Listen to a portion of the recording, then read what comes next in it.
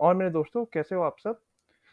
आज इस वीडियो में हम लोग बात करेंगे कि कल यानी कि फ्राइडे बैंक निफ्टी ने कैसा रिएक्ट किया मार्केट में।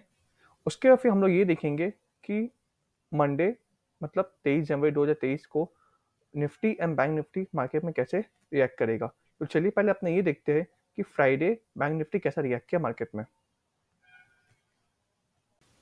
तो दोस्तों, ये हम लोग आ गए बैंक निफ्टी के चार्ट पे।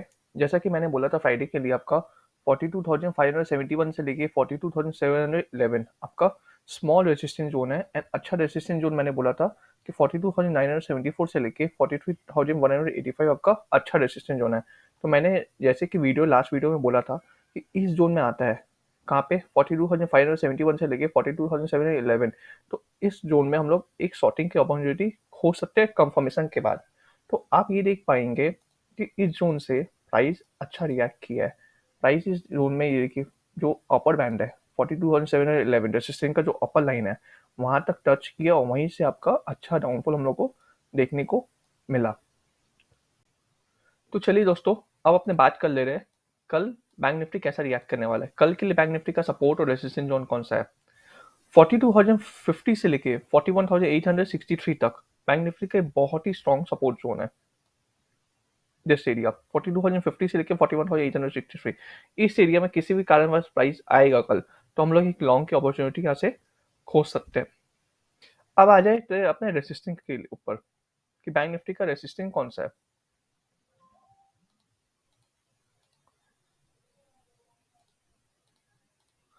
रेसिस्टेंस के लिए आप देखेंगे ये एरिया कौन सा, ये मैंने ट्रेंड लाइन कान यहाँ पे खींचा हुआ है। आप ये देख पा रहे होंगे, ये ट्रेंड लाइन है आपका।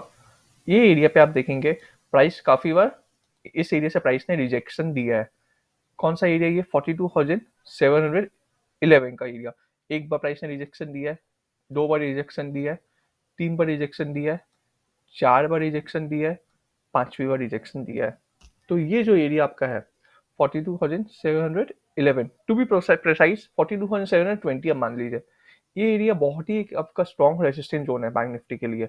इस एरिया के ऊपर 50 मिनट्स कैंडल बेसिस में अगर 50 मिनट टाइम फ्रेम पे कोई भी कैंडल इस एरिया के ऊपर क्लोजिंग देता है तो कंफर्मेशन के बाद हम लोग एक लॉन्ग की अपॉर्चुनिटी खोज सकते हैं, लेकिन कंफर्मेशन के बाद ही लेंगे लॉन्ग, उससे पहले हम लोग लॉन्ग नहीं करेंगे।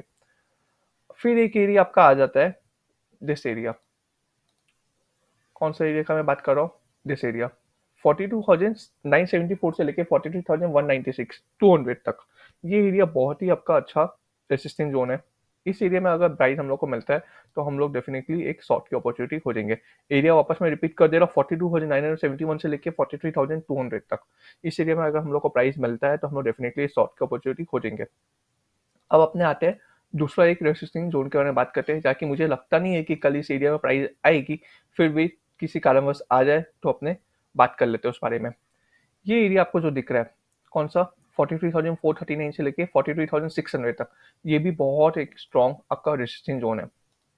ये देखिए, बहुत ही स्ट्रॉन्ग एक तगड़ा रेसिस्टेंस जोन है। तो इस एरिया में भी अगर हम लोग को प्राइस मिलता है तो हम लोग एक शॉर्ट की अपॉर्चुनिटी खोज सकते हैं।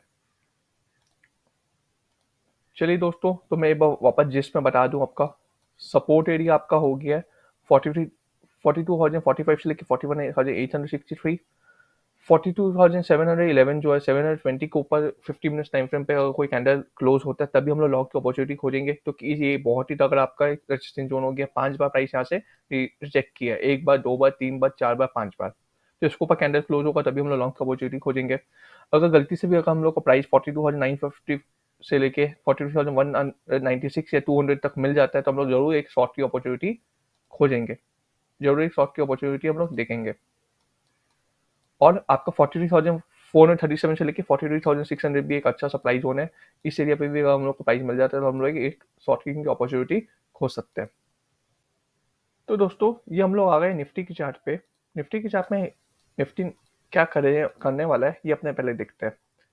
पहले कि अपने ये निफ्टी के वीकली टाइम फ्रेम पे आया है। मैंने कि लास्ट वीक में जैसे बोला था कि निफ्टी अपने लास्ट वीक में अपना एक डोजी बना के क्लोजिंग दिया है। तो मैंने ये बोला था कि डोजी का अगर ऊपर क्लोजिंग देता है तो निफ्टी ने ब्रेकआउट दी है, अपने लॉन्ग की तरह अपॉर्चुनिटी खोजेंगे। और ये डोजी के नीचे अगर ब्रेक क्लोजिंग देता है तो अपने ये देखेंगे कि ये ब्रेकडाउन दी है और अपने शॉर्ट का अपॉर्चुनिटी खोजेंगे। लेकिन अपने ये देख पा रहे हैं यहाँ पे इस वीक भी निफ्टी ने एक डोजी बनाया है। वीकली चार्ट पे अपने डोजी बना के क्लोजिंग दिया है।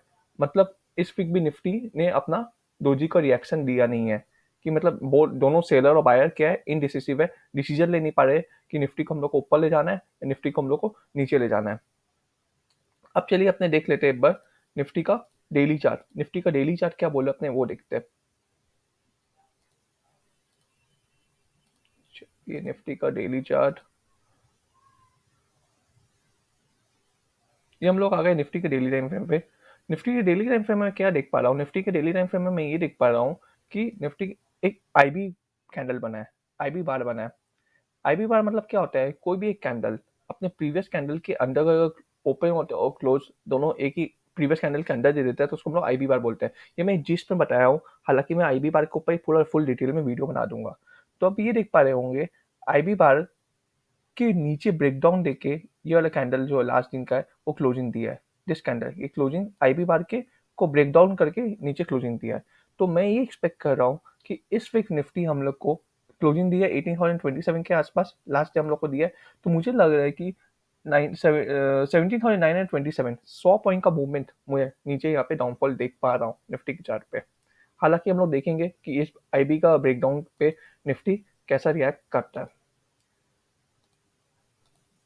चलिए अब अपने देख लेते हैं सपोर्ट रेसिस्टेंस निफ्टी के ऊपर। कल निफ्टी कैसा काम करेगा, कल निफ्टी कहाँ पे सपोर्ट लेगा, कल निफ्टी कहाँ पे रेसिस्ट करेगा। चलिए कल के लिए निफ्टी का सपोर्ट मुझे दिख रहा है आपका, जैसे कि मैंने बोला था 18,027 पे बंद हुआ है, तो मुझे ये लग रहा है कि 2-3 दिन में मुझे निफ्टी 17,927 तक जाते हुए दिख रहा है।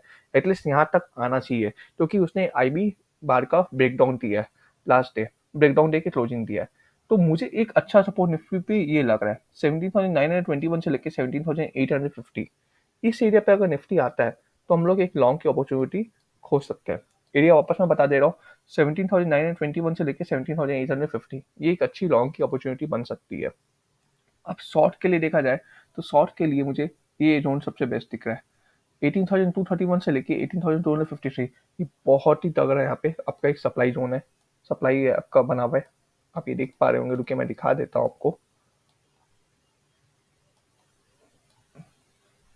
मैं ये कैंडल की बात कर रहा हूँ, दिस वन,